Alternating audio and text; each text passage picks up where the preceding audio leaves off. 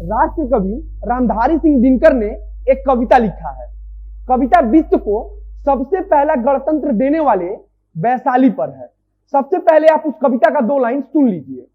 दिनकर जी ने लिखा है कि वैशाली जन का प्रतिपालक, गण का आदि विधाता, जिसे ढूंढता देश आज उस प्रजातंत्र की माता। रुको एक क्षण पथिक, यहाँ मिट्टी को शीश नवाओ, राज सिद्धियों की समाधि पर फूल चढ़ाते जाओ। अब आगे बात करने से पहले अपना परिचय दे देता हूं। नमस्कार, मेरा नाम है मोहित कुमार सिंह और आप देख रहे हैं जनता जंक्शन। वैशाली ने विश्व को पहला गणतंत्र दिया था और आज वैशाली बिहार में पड़ता है। बिहार के नेता इसका पूरा फायदा भी उठाते हैं।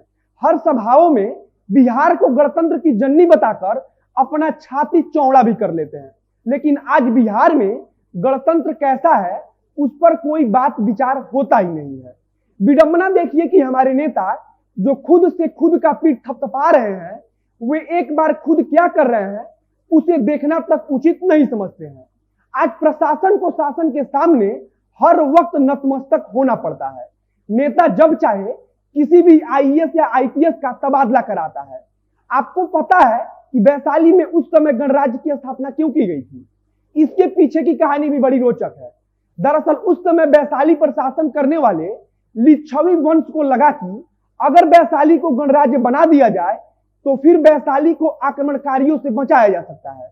गणतंत्र के पीछे सबसे बड़ी सोच थी कि अगर आम जनता को मुख्य धारा से जोड़ दिया जाएगा तो फिर अगर कभी आक्रमण होता है तो आम जनता खुलकर राज्य का साथ देगी।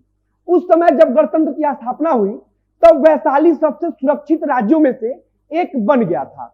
आज बिहार इसी वैशाली के भरोसे गणतंत्र के नाम पर अपना छाती चौड़ा कर लेता है। लेकिन क्या आज वाकई गणतंत्र उस वैशाली जैसा है? फेसबुक पर एक पेज है सीएमओ ऑफिस, आप में से कई लोग फॉलो भी करते होंगे। जब आप इस पेज को खोलेंगे तो उसमें सबसे ऊपर लिखा है गवर्नमेंट ऑर्गेनाइजेशन, मतलब कि सरकारी संगठन। अब सीएमओ ऑफिस कहने के तो सरकारी संगठन है, लेकिन विडंबना देखिए कि जिस बिहार को अपने लोकतंत्र पर घमंड है उसी बिहार का एक सरकारी संगठन सत्ता में बैठे नेताओं का चुनावी भाषण लाइव दिखाता है। नीतीश जी जब अपने नेताओं के साथ मंच पर चिल्ला चिल्ला कर वोट मांगते हैं तब सरकारी संगठन उसको लाइव दिखा रहा होता है। अब आपके हिसाब से पता ना यह सही है या गलत, लेकिन हमारे हिसाब से किसी भी सरकारी संगठन को सत्ता के इशारों पर नहीं नाचना चाहिए। अगर सरकारी संगठन खुद राजनीति करने लगेगा तो फिर सत्ता और विपक्ष में बैठे नेताजी लोग क्या करेंगे? यह कोई पहला मामला नहीं है जब सत्ता में बैठी हुई सरकार अपने निजी लोकप्रियता के लिए, अपने निजी फायदे के लिए सरकारी संसाधनों का दुरुपयोग कर रही हो। ऐसा हमारे लोकतंत्र में अक्सर होता रहता है। अब तो लोकतंत्र का वो सुनहरा समय चल रहा है जब एक प्रतिष्ठित प्रशासनिक पद पर बैठा कोई बड़ा अधिकारी राजनेताओं से भी ज्यादा इंटरव्यू देने लगता है। जब कोई बड़ा प्रशासनिक अधिकारी हर दूसरे दिन किसी न्यूज चैनल पर इंटरव्यू देने लगता है तब सवाल उठना लाजमी हो जाता है। मैं ज्यादा बात घुमाऊंगा नहीं, सीधे मुद्दे पर आ जाता हूं। मैं यहां पर पूर्व डीजीपी गुप्तेश्वर पांडे जी के बारे में बात कर रहा हूं। पांडे जी जब डीजीपी जैसे बड़े अधिकारी के पद पर तैनात थे तब भी शायद उन्हें राजनीति इतनी अच्छी लगती थी कि वे खुद को रोक नहीं पाते थे। अब तो खैर वो खुलकर राजनीतिक पार्टी का दामन थाम चुके हैं। हालांकि उनको चुनाव लड़ने का सौभाग्य नहीं मिल पाया। जब चुनाव लड़ने का सौभाग्य नहीं मिल पाया उस समय भी पांडे जी ने लोकतंत्र के नाम पर जनता को सामने खड़ा कर दिया। उन्होंने साफ साफ कह दिया कि जनता जो चाहेगी मैं वही करूंगा। अब जब किसी प्रशासनिक पद पर बैठा व्यक्ति ही हर दूसरे दिन टीवी चैनलों पर बैठकर डिबेट करेगा तो सरकार को अपना पक्ष रखने के लिए किसी प्रवक्ता की जरूरत क्या ही होगी।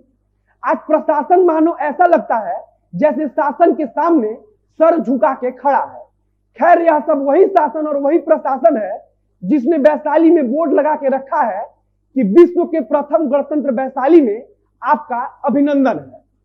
हमने सबसे पहले आपको रामधारी सिंह दिनकर के कविता का कुछ लाइन सुनाया था। आज इन्हीं रामधारी सिंह दिनकर के नाम पर बिहार एक विश्वविद्यालय चाहता है और इसके लिए सालों से अलग अलग सामाजिक संगठन प्रयास भी कर रहे हैं, लेकिन सरकार एक विश्वविद्यालय तक बिहार को नहीं दे पाती है और मंच से खड़ा होकर मुख्यमंत्री नीतीश कुमार छाती चौड़ा करके चुनावी सभा में यह दावा करते हैं कि हमने शिक्षा को गांव गांव तक पहुंचा दिया है। विक्रमशिला विश्वविद्यालय से लेकर तक्षशिला तक का क्या हाल है यह किसी से छुपा नहीं है। विक्रमशिला विश्वविद्यालय के लिए घोषणा भी हो चुका है, लेकिन अभी तक वह घोषणा जमीन पर नहीं उतर पाया है।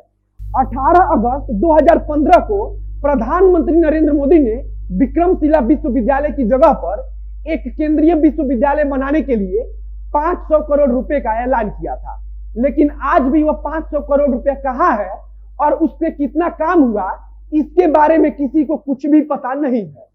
प्रधानमंत्री नरेंद्र मोदी 5 साल बाद एक बार फिर से विक्रमशिला विश्वविद्यालय से कुछ किलोमीटर की दूरी पर एक रैली को संबोधित कर रहे हैं और भागलपुर का छात्र उनसे 5 साल पहले किए गए ऐलान का हिसाब चाहता है। खैर, यह लोकतंत्र है और यहाँ कुछ भी मुमकिन है। हमें पता है कि विश्वविद्यालय मिले चाहे ना मिले, इससे युवा को कोई फर्क नहीं पड़ता और वो हमेशा की तरह इस चुनाव में भी किसी ना किसी पार्टी का झंडा उठा के जिंदाबाद का नारा लगाता रहेगा। वीडियो में बस इतना ही। बाकी आपसे अपील रहेगा कि वीडियो को ज्यादा से ज्यादा शेयर कीजिए। फेसबुक पर देख रहे हैं तो पेज को लाइक कीजिए, यूट्यूब पर देख रहे हैं तो चैनल को सब्सक्राइब कीजिए और स्क्रीन पर जो डोनेशन की जानकारी दिख रही है उसके माध्यम से आप हमारी मदद जरूर करें। मिलते हैं फिर बहुत जल्द अगले वीडियो में। कैमरे के पीछे खड़े अंकित शर्मा और मैं मोहित कुमार सिंह। धन्यवाद।